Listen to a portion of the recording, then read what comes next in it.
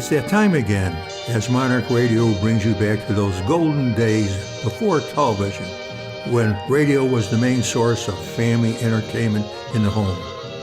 Stay tuned for another one of those drama or comedy episodes from way back when, as performed by the Monarch Old-Time Radio Players. The Monarch Old-Time Radio Players are pleased to present our recreation of a My Favorite Husband episode entitled The Young Matrons League Tryouts.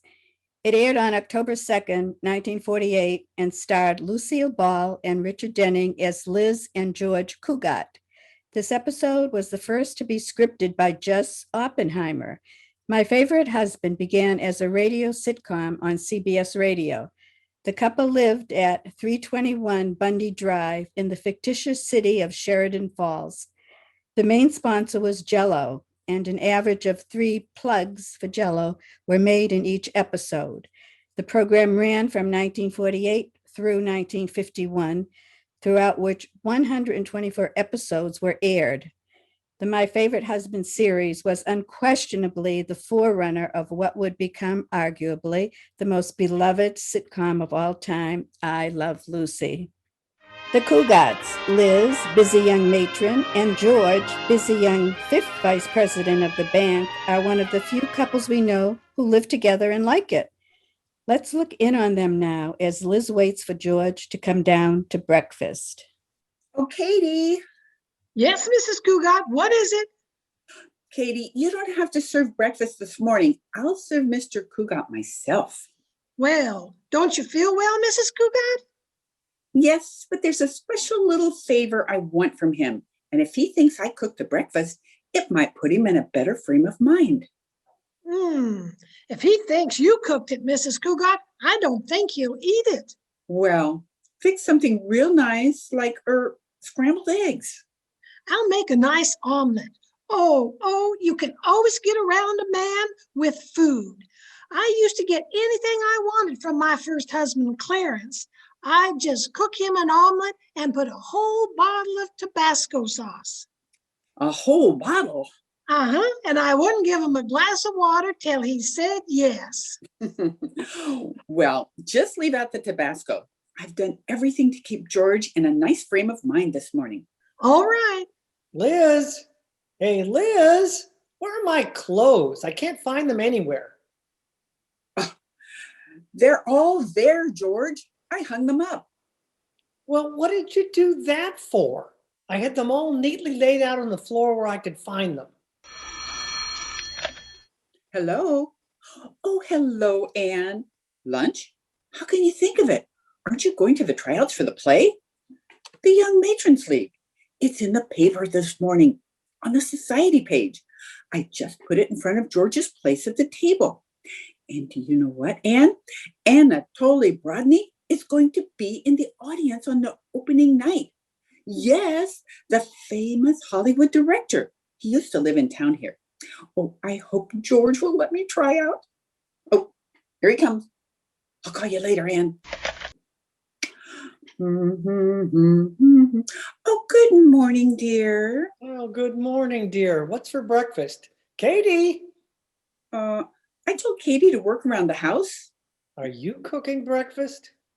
Well, you're my favorite husband. Okay. What do you want from me, Liz? Me? Want? Mrs. Cugat, can I see you a minute? What is it, Katie? Something wrong? Go right ahead, Katie. Tell me. I have nothing to keep from Mr. Cugat. Well, breakfast won't be ready for a while because the omelet you were cooking spoiled, and you had to make another one. Oh, thank you, Katie. I hope you didn't put too much salt in it, Liz. Don't be funny. Hey, why don't you read your newspaper, George? You mean you'll let me? Certainly, dear. See, it's all set for you. All you have to do is read. Oh, who opened this paper to the society page?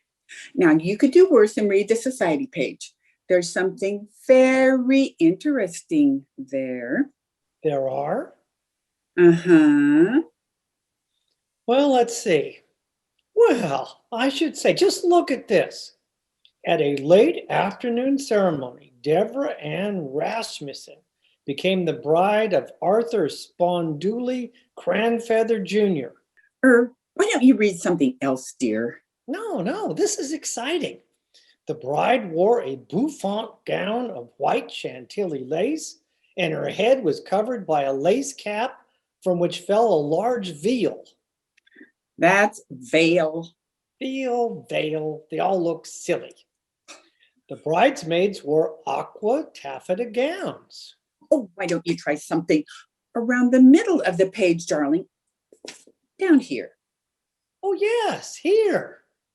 Overheard at tea, people wouldn't be so incompatible if the men had more income and the girls were more patable.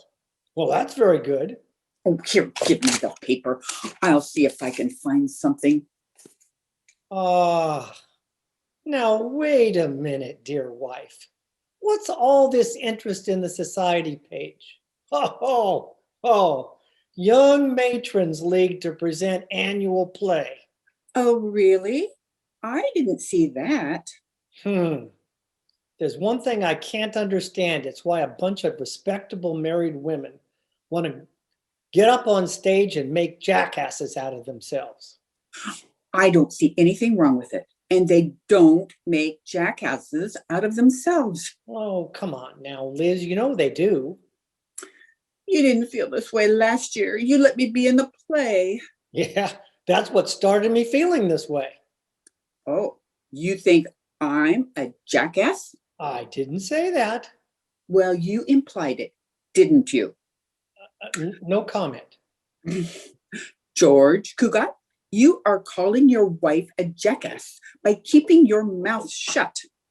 Well, think of all the trouble I'd get into if I opened it. Oh, look, why don't you just forget it, honey? I know what you're leading to. You want to be in the play. I do not. I didn't even hear about it until you happened to find it in the paper. Oh, really? Don't you believe me? Oh, certainly, dear. I wonder what play they're going to do. John Loves Mary. Whoops. Well, forget it, Liz. The answer is no. Not after last year. That wasn't my fault. Well, you're supposed to feel at ease on the stage, move around. I almost died when that fella came bounding in and called, "Run for your life, the dam is broken." And you just sat there. Well, I know how you felt. I've had stage fright too. I didn't have stage fright. Well, then why didn't you get up when the dam broke? Because when I sat down, a strap broke. And I'll tell you something else, George Cugat. There's going to be a famous Hollywood director in the audience on opening night.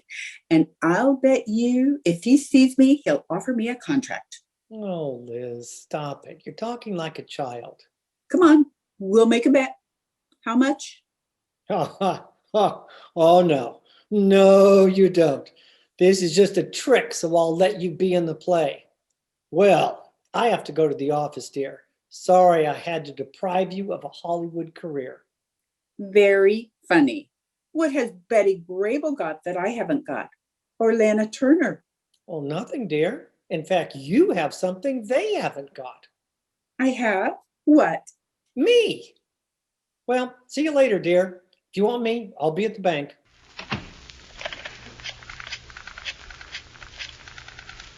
Hello, Anne? Liz, I just spoke to George about being in the play. Yes, he put his foot down. Absolutely no. He was really definite about it. What time are we going to the tryouts? Of course I am. It's a challenge now. If I get the part, think how surprised George will be on opening night, to say nothing of that Hollywood director. Who, me? Don't be silly. A Hollywood contract is the last thing in the world I'd want. I'd just like to show George I could get one if I wanted to. Goodbye, Anne. I'll get the door, Mrs. Cugat. I know that horn. It's Mr. Cartwright. Oh, good old Corey. Gee, I'm glad he dropped by. What does Mr. Cartwright do for a living, Mrs. Cougat? Oh, nothing, Katie. He's just a very eligible bachelor. Well, from what I gather, he chases women for a living. Now, that's not exactly fair, Katie. Women chase him for a living. Only none of them have caught him yet. Well, I'll let him in. Greetings, dear. Heaven's gift to unmarried young America is here. Oh, Corey Cartwright, am I glad you stopped by. I want you to help me with something. You know me, Liz. Anything up to murder. And for you, I may go a step further. Who do you want me to rub out? I mean, should I say, whom do you want me to rub out? You're never serious, are you? You'll get married someday. By the way, how's your new girlfriend? Which one? That little redhead. Which one? Her name was Mary. Which one? What was her last name? What a life you must lead. If I remember, it was Johnson.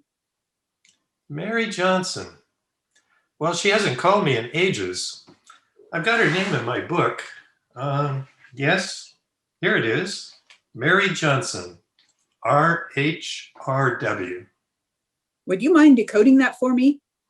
Not at all. RH means redhead. Uh-huh. What's the other R for? Real. And the W is my kissing guide. Oh, I get it. Won't, huh? No. Will? No. Wow. Oh, you know, you've got more on your girls than the FBI has. Next thing, you'll be giving them a loyalty check. Oh, enough about me and Amour. No, now wait a minute. If you had my name in your book, what would it say? I have. Oh, let's see. Liz Cougat, RHRW? Keep going. WIWG? Holy cow, what does that mean?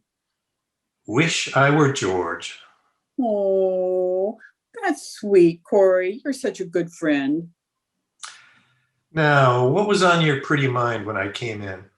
Oh, Corey, George doesn't want me to be in the play the young matrons are putting on, but I want to get a part and show him I can act.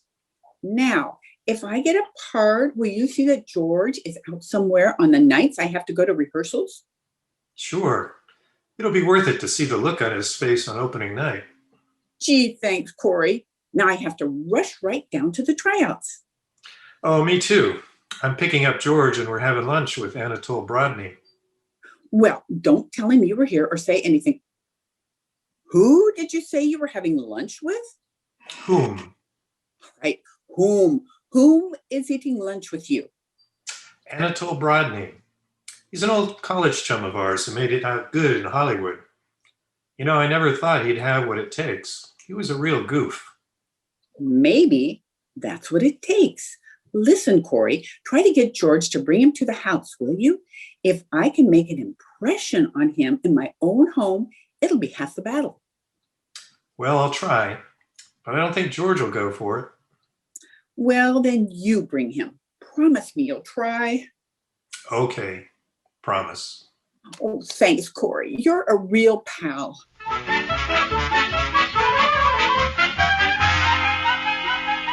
Let's come to order, ladies. Ladies, come to order now.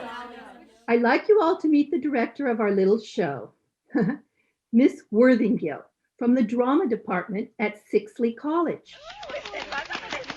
How do you do? Before we start tryouts, I'd like to tell you about the way I direct. I stress naturalness. Every word you say must sound real, vital, and natural.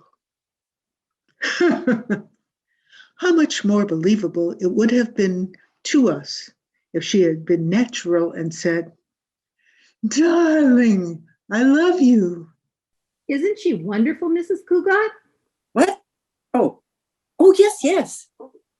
She could have been a great actress. Oh, Doesn't she remind you of Cornell? No, she reminds me of Notre Dame. Well, now to the parts. We have two main parts. One is a beautiful young girl of 18. Just perfect for me.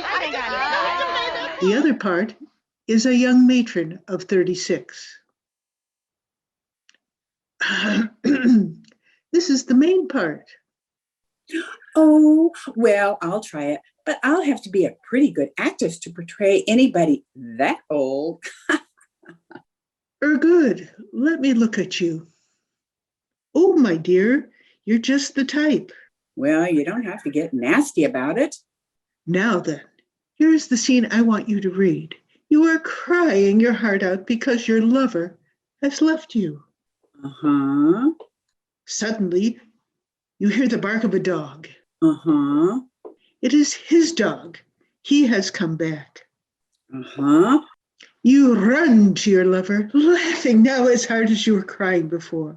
You say to him, "Hold me in your arms." Then, seeing the dog is on the sofa, you say to it, "Leave quickly. You are not supposed to be in here." Oh? Have you got it? Yes, yes. Now then, you are crying your heart out. Huh, huh, huh. Oh, no. You'll have to do better than that. I said you were crying your heart out like this. Oh.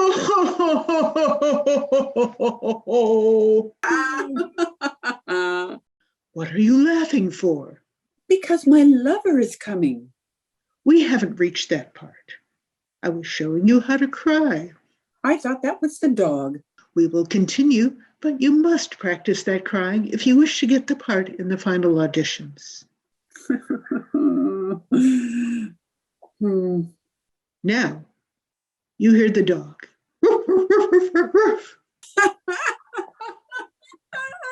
You sound like you just heard a joke. This is a laugh of hysteria, wild and abandoned. Ooh, you must practice that too. Now for your lines. Go ahead. Hold me in your arms. Leave quickly. You're not supposed to be here. Not bad. Not bad at all. A little practice, and I think you'll be a strong contender for the part. Oh, don't worry, Mrs. Worthinggill.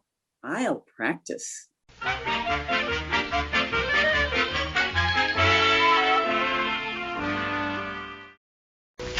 Oh, hello, Mr. Cougat. Is there something wrong?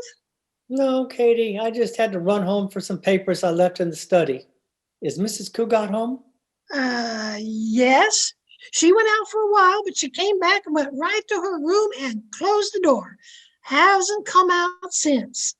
That doesn't sound like her. Hope she isn't sick. We better go up and see. Oh, she hasn't looked any too well lately. Her door is still closed. I'll just knock.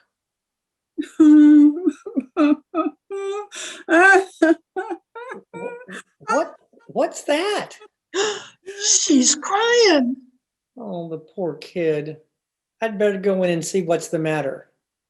Oh, now wait a minute. Let's be sure it's not my fault. Our anniversary is in December. Her birthday is in August. Her mother's birthday is in June. No, I'm in the clear.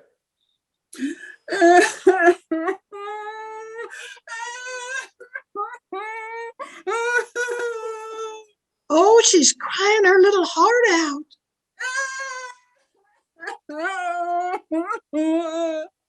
Oh, come in with me, Katie. I get all funny when she cries. Yip. Woof, woof, woof, woof, woof, woof. Did you hear what I heard? I'm not sure. What did you hear? It's a dog. She's got a dog in there. Oh, well, she's probably crying because she thinks I won't let her keep it. Oh, the poor sensitive soul.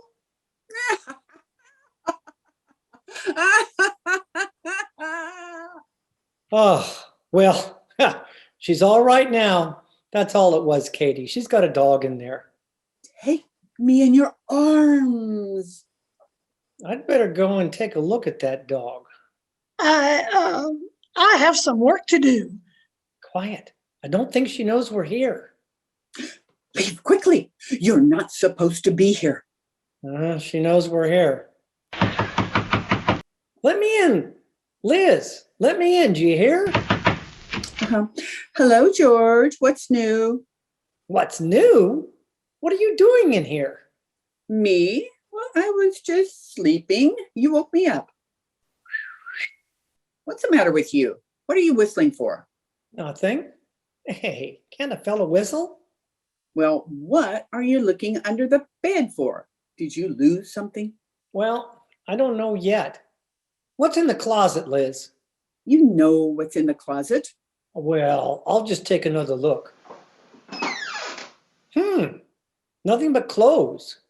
What'd you expect to find? The Tony twins? Okay. What was going on in here, Liz? I told you I was asleep. Maybe I had a nightmare. That's it. I had a nightmare. Or was it a daymare? It's daytime, isn't it? Oh, you'd better lie down again, dear. Try to get some rest. Oh, it's nothing, George. You run along. I'll be all right. Are you sure? Uh-huh. Maybe I better stay home for the rest of the day. No. I'll be fine. Honest. Well, all right. But I'll come home early. And don't get up, just rest. All right, honey. Bye-bye. Katie, Yes, Mr. Cougat? I'm worried about her. I think I'll see a psychiatrist and get some advice.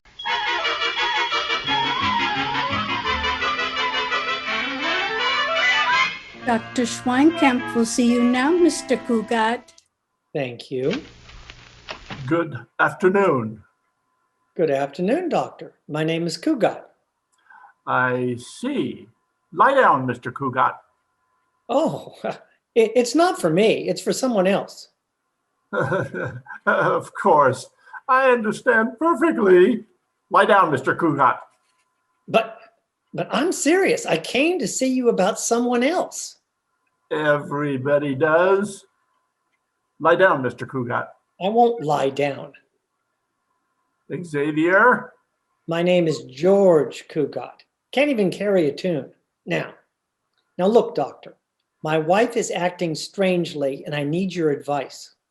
Certainly, Mr. Cougat. And I won't lie down. As you wish, Mr. Cougat. What? Do you mind if I lie down? No. I've always wondered what it would be like. Say, it's nice here. After this, I think I'll lie down and let the patients sit up. Pardon me, Mr. Cougar. What are you saying? It's Cougat. I want to tell you about my wife. Uh-huh. She locks herself in her room. Oh, this is very common with married people. But you don't understand. She laughs, then she cries, then she barks like a dog. Ach, my Güte. Well, that is not quite so common. In fact, that sounds like a serious case of manic depression psychosis aggravated by alternate canine insanity, prompted by a subconscious desire to put on the dog. Oh, that sounds awful. Tell me, Mr. Cougat, do you have a large income?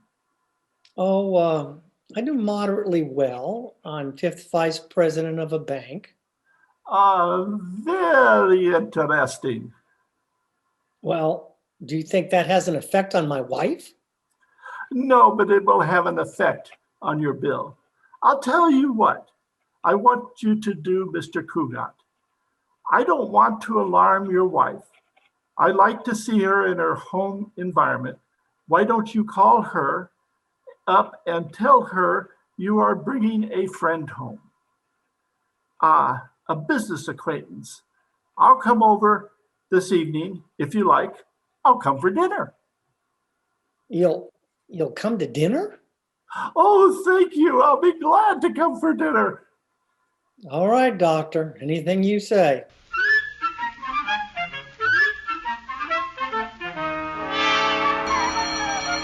Hello. Hello, dear.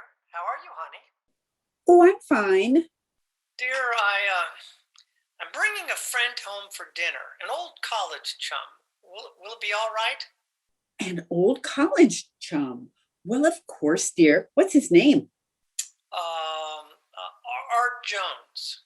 Oh, Well, we'll see you later, dear. all right. Bye-bye. Katie. Oh, I can see his little game. Katie, Yes, Mrs. Cougat? there'll be one extra for dinner, Katie. My husband thinks he's going to play a little trick on me. He does? Yes, he's bringing a big Hollywood director home, only he wants me to think he's somebody else. Then tomorrow he'll lord it over me and say, see, a Hollywood director in your own home, all to yourself, all evening, and you didn't make an impression. That's what he thinks. No impression, eh? I'm going to make a dent. Well, here we are, doctor. Now, one moment before we go in. Don't be nervous, Mr. Nougat. That's Cougat. It doesn't matter. Now, don't worry if she seems to act normal. I can tell her conditions by subtle little actions and movements. Don't do anything to arouse her. All right, here we go. Liz? Liz! Oh, there you are. Liz, I'd like you to meet an old friend of mine, Art Jones. How do you do, Mrs. Cougat? Hello, boys. Say, I'm certainly glad you came up to see me. What? How about a drink, boys? Now, Liz, please. There's a sofa over there, Mr. Jones. Why don't you get out of that hard chair and slip into something more comfortable? Well, maybe Mr. Jones likes that chair, darling. Darling. Now you call me darling.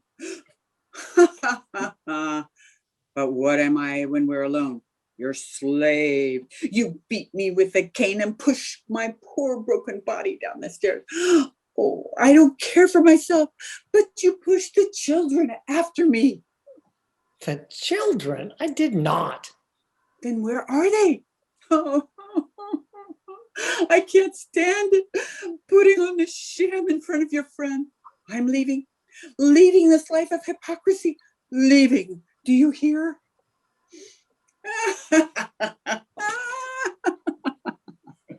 Well, doctor, what do you think? Don't speak to me, you cod. Now, wait a minute. Well, I would suggest that you come to see me every day, Mr. Cougat. You have a serious condition. I tell you, this is ridiculous. We don't even have any children. She's making this all up. Oh, wait a minute till I get the door. Violets? Will you please buy a poor old lady's violets, Sonny?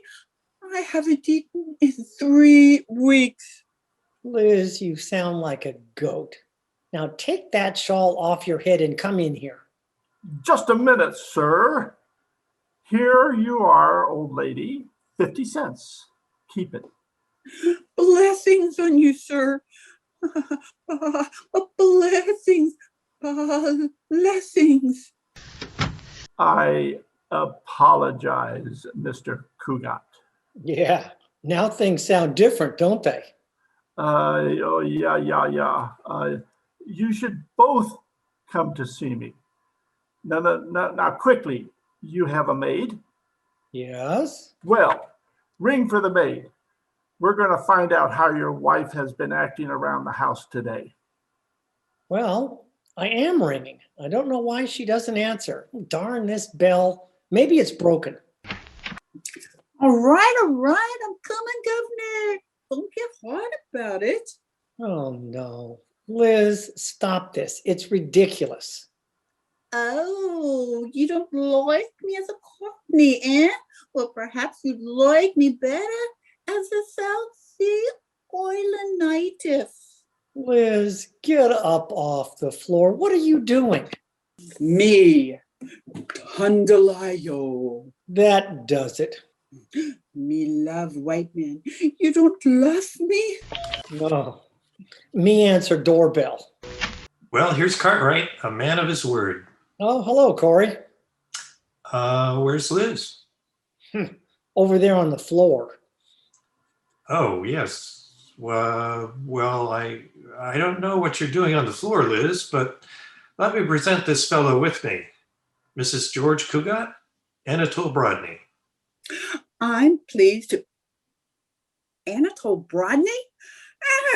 Who's this character? Allow me to present myself, Mrs. Cugat. Reinhold Schmeinkoff, psychiatrist.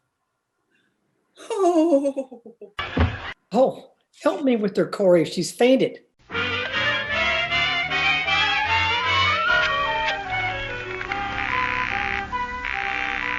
Hello?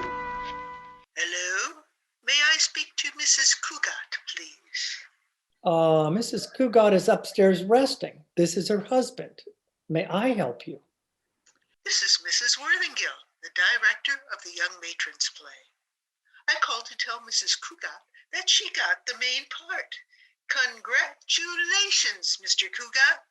Well, I think you better forget about my wife for that part, Mrs. Worthingale. After the experience she had tonight, she's assured me she's given up theater for good. Oh, that's too bad. Well, goodbye, Mrs. Worthingale. Goodbye, Mr. Cugat. Mrs. Worthingale, Mrs. Worthingale. What? Hello? This is Liz Cugat. I've been listening on the telephone upstairs in the bedroom. Oh, then, you heard what your husband said? Yes, but don't pay any attention to it. I'll see you at rehearsal in the morning. George. Me sleeping. Oh, George, wake up and speak to me. I'd like to, lady, but I'm so tired, you know. Well, if you won't talk to me, kiss me. I'm an old man. I don't go in for that kind of stuff. You could kiss an old lady like me. It wouldn't hurt you none. Kiss me, George. Speak to me in the language of love. All right, come here. Was that the language of love? Uh-huh. Don't say anything, George. Let's just talk.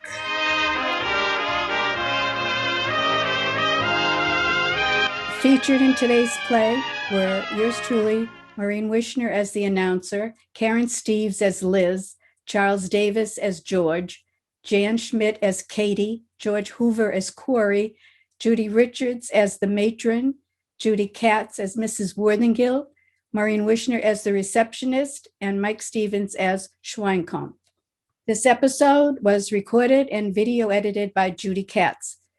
The episode was directed by Cathy Kitcho, who also provided audio editing for Monarch Radio and sound effects using recordings from freesfx.co.uk, as well as portions from the original broadcast. Casting and script selection were provided by Maureen Wishner.